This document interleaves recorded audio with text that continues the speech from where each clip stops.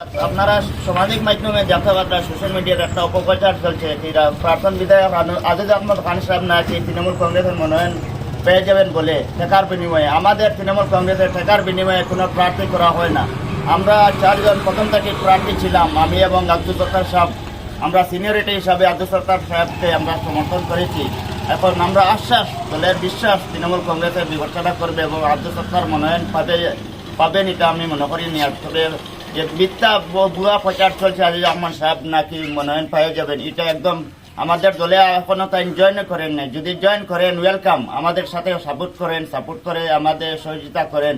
আগামী দিনে থানে দলে বিবেচনা করব এটা আমি করি নিয়ে যে হারে তৃণমূল কংগ্রেসের মানুষের সমর্থন যাকে যাকে দেখতে পাত্র আপনারা সোশ্যাল মিডিয়ার মাধ্যমে দক্ষিণ করিগঞ্জে তৃণমূল কংগ্রেসের এবার নতুন প্রার্থী দিবার নতুন প্রার্থী হিসাবে দক্ষিণ করিগঞ্জে তৃণমূল কংগ্রেসের মনোনয়ন প্রার্থী জয়যুক্ত হব দেখে মানুষের আশা বিশ্বাস মানুষ তৃণমূল কংগ্রেসে জয়যুক্ত হইতরা এবং জয়ন হতরা। ধন্যবাদ।